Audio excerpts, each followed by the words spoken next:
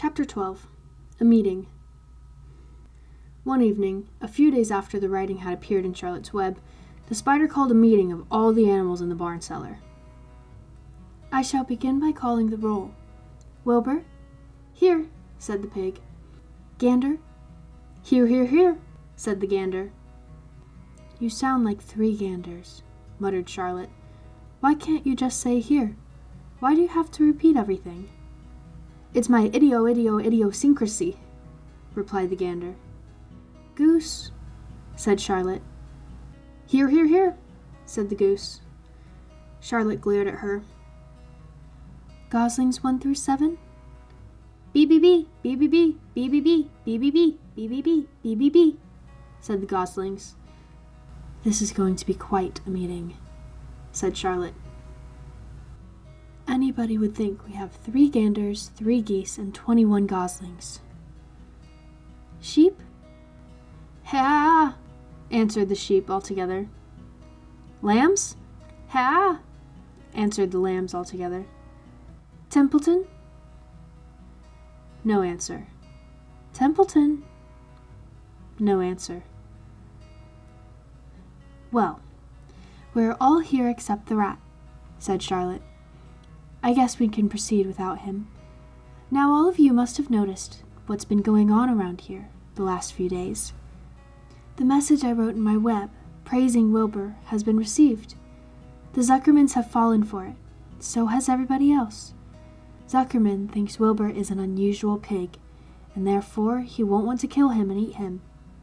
I dare say my trick will work, and Wilbur's life will be saved." "Hooray!" cried everybody.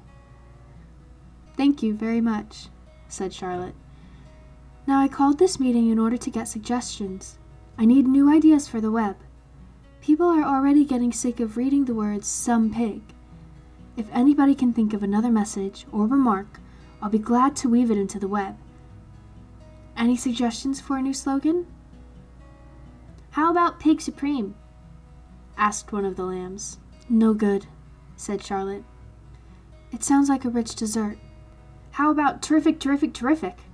asked the goose. "Cut that down to 1 terrific, and it will do very nicely," said Charlotte.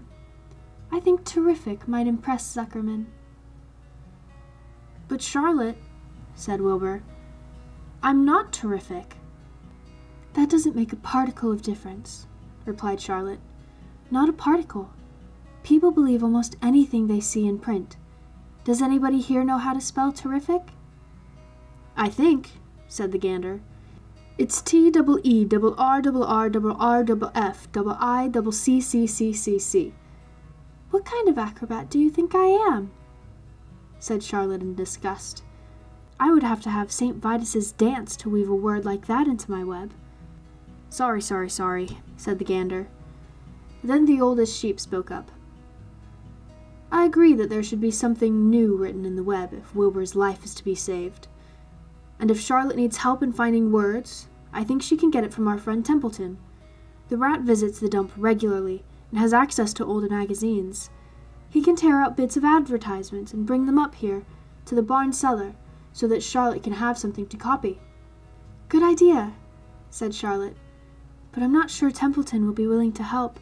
You know how he is, always looking out for himself, never thinking of the other fellow." "I bet I can get him to help," said the old sheep. "I'll appeal to his baser instincts, of which he has plenty. Here he comes now. Everybody keep quiet while I put the matter up to him." The rat entered the barn the way he always did, creeping along close to the wall. "What's up?" he asked, seeing the animals assembled. "We're holding a directors' meeting," replied the old sheep. "Well, break it up," said Templeton. "Meetings bore me." And the rat began to climb a rope that hung against the wall. "Look," said the old sheep. "Next time you go to the dump, Templeton, bring back a clipping from a magazine.